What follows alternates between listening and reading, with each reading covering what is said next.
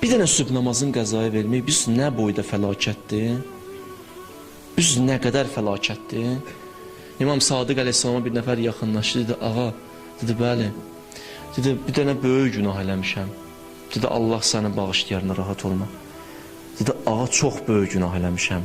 Dedi, Allah əgər Əbu Qubeys dağı boyda da günahın olsa, Allah bağışlayar. Əbu Qubeys dağı Ərəbistanda bir dənə dağdır, böyük dağdır. Dedi, o boyda da günahın olsa, Allah bağışlayar. Dedi, ağa, ondan da böyük günah eləmişəm. Dedi, nə günah eləmişəm? Dedi, filan günah. İmam Sadiq bir sənə cavab verdi ona. Dedi, mən qorxdum, sən deyəcəksən, sübh namazını qəzaya vermişəm. Sən sübh namazını qəzaya verməmişsən, böyük deyil o qədər də. Ondan sonra İmam Sadiq qayıtdı axır zamanda, yəni bu dönəmlərdə insanlar o qədər ruzi problemi yaşayacaq, ona görə ki, namazlarına diqqət eləmirlər, namazların qəzaya verilir. İmam Sadiqdən yeni oxumuşam bu hədisi. İmam Sadiq əleyhissalam buyurur, dünyada nə boyda da bilirsiniz, düzdür? Günəşi ilə, ulduzu ilə, ayı ilə, galaktikaları ilə, bütünlüyü ilə, hamısı qızıl ola, qızılla dola. Bir nəfərin qızılı ola. O bütün o qızılı Allahın yolunda, dinin yolunda xərcliyə, onun müqabilində nə qədər əcr mükafat verərlər ona. Amma deyir, bir dənə sübh namazını ki verdi əldən, o sübh namazının əcrinə, mükafatına çatmaz. O bilmir nə itirdi. O elə bilir qəza eləyəndə həmən gələcək. O elə bilir ki, bugün qıldı, sabah qıldı, həmənki olacaq. Bugünkü qılmısız, qılmısız. Bugün bir daha gəlməyəcək, qutardı getdi. Ömrümüzdə bir gün idi, o bugün idi. Verdiysə qəzaya, verdiyi getdi, Allah uzaq eləsin. Daha bir də qayıtmayacaq, nə mən dünyaya qayıtacam, nə o gün qayıtacaq. Bugünkü sübh oldu ya, o bir də qayıtmayacaq, getdi. Amma Allah onun müqabilində nələr verirdi Allah? Allah özü bilir. Allah özü bilir nələr verirdi. Peyğəmbərdən hədisdir, kim sübh namazına fikir vermir, sübh namazını qılmır, Qur'an ondan bizardır. Qur'an ondan şikayətçidir. Qiyamət günü Qur'an-ı Kərim ondan şikayət edəcək. Bu qədər mühüm məsələdir. Şeytan biz nə vaxt insana cürət tapır?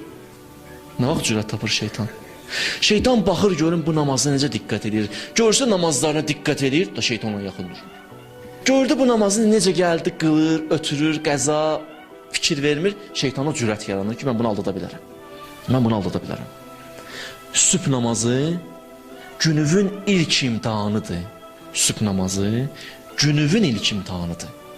Allah səni birinci sübh namazına imtihan edir. Görüm neyinəcəsən? Sübh namazından başuca çıxdığın, o birisi imtihanların hamısı bu imtihanla tarazlanır.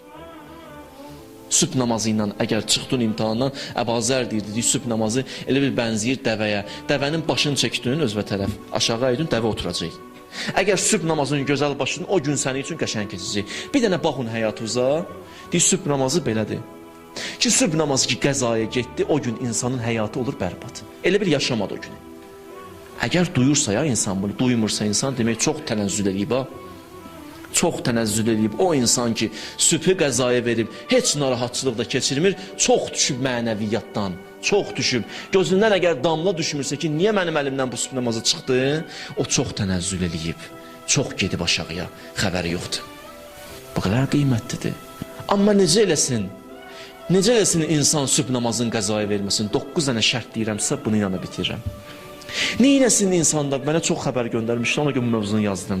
Sübh namazını qəzaya verməyək, neynəyək? Birinci şərti budur. Axşam yatanda yəqin alında yat ki, mən 100% sübh namazına duracam. Yəqin, psixoloji bir şeydir. Bax, sənə elə bir səhər durub getməlisən başqa ölkəyə, bileti də alıb qoymusan, axşam necə yatırsan? Axşam elə yatırsan ki, sübhə durmalıyam mən. Heç özün elə birdən ayılırsan ayağa. Heç yorulmaq da yoxdur, elə yerindən qalxdın, getdin. Niyə? Psixoloji beynində oturub ki, mən 100% getməliyəm, 100% oyanmalıyam. Bu oturdu sənin zehnivə, mən gecə bax bunu fikirləş, mən sübh vaxtı 100% qalxmalıyam ayağa. Bu işi gör, qalxacaqsan, birinci şərtdir. İkinci şərt, elə ki gözlərini açdın, azam verilib, gözünü açdın.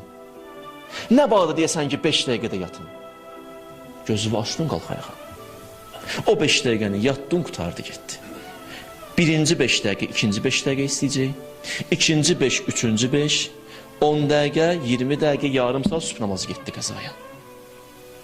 Alimlərdən biri deyirdi, əxlaq ustadlarından biri deyirdi. Sübh azanı verildi, dostundan danışırdı. Deyir, o dostum deyir, sübh azanı verilən kimi durğuzduq. Gözlərini açdı, dedi, dur namaz qıl yanındakiler dedi. Dedi, qoy 5 dəqiqə yatım duraram. Deyir, yatdı. Amma bir dənə yuxu gördü. Deyir, yol gördüm yuxuda, həmən o yatan deyir. Yuxuda gördüm ki, gedirəm yoldan. Yanımda da bir dənə böyük bir dənə heyvan gedir. Hər ləhsə gördüm o böyük heyvan balacalaşdı. Get-gedə balacalaşır, get-gedə balacalaşır, get-gedə xırdalaşdı, axırda yox oldu. Yox olan kimi mən gözlərimi açdım, gözlərimi açan kimi gördüm gün çıxıb. Başa düşdüm ki, Allah demək istəyir ki, sənin üçün sübh azanın vaxtı ki, daxil oldu, böyük neymət hazırlamışam. Hər 5 dəqiqə getdikcə azalır, azalır, azalır. Elə ki, gəldin, lap axıra düşdün, lap xırda qalır. Elə ki, gün çıxdı, o xırda da gedir. Mən dərk etdim, Allah mənimlə danışır. Allah mənə başa salmaq istəyir. Gözlərimi açdın, ayıl, qalx ayağa. Üçüncü şərt. Bu Ayətullah Behçətin tövsiyəsidir. Deyir, sübh namazına qalxmaq istəyirsinizsə, Allah sizi qaldırsın, o birisi namazları əvvəl vaxt qılın. Əgər 4 dənə namazı əvvəl vaxt qılsaq, sübh namazına Allah bizi ayıracaq. Bu üçüncü şərt. Dördüncü şərt. Həyatımızı nizamlayaq. Tez yatmağı bacaraq. Axşam 2-yəcən, 3-yəcən orada burada oturub, ömrü boş yerlərə sərf eləməyəyin. Onu ilə otur, oyna, bunu ilə otur, yazış. Xüsusilə də haram yazmaq, naməhrəmlə yazışır. Sonra istəyir sübh namazına ayasın. Qalxa bilmərsən, alınmaz da. Sübh namazı böyük neymətdir, Allah verməz ona. Gözü məsələn baxır sosial şəbəkələrdə haram şəkillərə, özünü aldada baxır. Niyyətin pakdır, ayılmayacaq. Evdə oturub televizorun qabağında televizoru yandırıb bağışlıyız məni bu ifadəyə görə haram musiqi, haram şəkillər, ona baxa, buna baxa. O insan gözünü aça bilməz ki. O gözləri bağlanıb, zəncirlənib. Axşam tez yatmağı bacarsın insan. Gecə 2-də, 3-də evə gəlməklə deyil, nizamlı yün yatmaq olsun. Həyatınızı nizamlayın, necə gəldi eləməyin. Gecə 2-də, 3-də yatmaqla qalxa bilməyəcəksən, oyana bilməyəcəksən. Gecənin ən yaxşı vaxtını yatmırsansa, o vaxt ki Allah tapşırıb ki, o vaxtda yorğunluq çıxar. O vaxtı gələk yatasan, gecənin bir miqdarını oyanasan.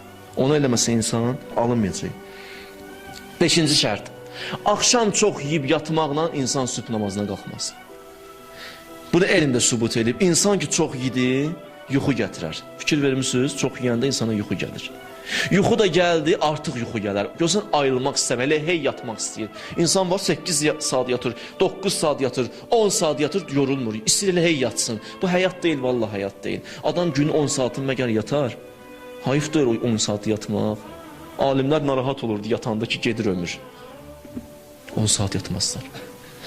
Axşam çox yeməsin. İsa Peyğəmbərin sözü var deyir, ey bəni İsrail, az yiyin, az yiyin. Çünki yeməyi çoxaltsız, yuxu çoxalar. Yuxu çoxaldı, namazdan azalacaq. Yatmamışdan 2 saat qabağa yeməyi saxlayın. Hətta tibbi nöqtə nəzərdən sizə deyirəm. Yatmamışdan 2 saat qabaq yiyin, yatın. Yiyib o an yatmayın. O sizə böyük yuxu gətirəcək və yorğunluq gətirəcək. O səbəb olacaq ki, siz qalxa bilməyəcəksiniz yuxudan, biz qalxa bilməyəcəyik yuxudan. Bu 5-ci şərt. 6-cı şərt nədir? Gecə yatmamışdan qabaq tövbə eləyin. Tövbə eləyəyin. Çünki günahın xüsusiyyəti budur. Günah adamın ayağını o qədər zəncirləyir ki, qalxa bilmir yerindən. Az olub ki, insanlar mən eşitmişəm dəfələrlə deyirlər. Deyir, açmışam gözlərimi, vallah qalxmaq istəyirəm, qalxa bilmirəm. Yerimdən durmaq istəyirəm, sanki tutublar əllərimdən, deyirlər, qalxma. Məsumlardan birinə dedilər, gecə qalxa bilmirəm. Dedi, qəyyədət ki, zunubu ki, günahların elə zəncirləyib sənin ki, ona görə qalxa bilmirsən. Ona görə axşam yatmamışdan qabaq tövbə eləyin, yatın. Gün ərzində nə günahlar eləmişik, tövbə elə yat. Bu 6. 7-ci üzrxahlıq eləm xanımlardan, kişilərdən qüsüllü şəkildə yatmasın, nə kişi, nə qadın. Qüsül gəlib boynuna geçsin, qüsülünü ersin, ondan sonra yatsın. Çünki qüsül verməmiş yatırsa, napak halda yatır. Napak halda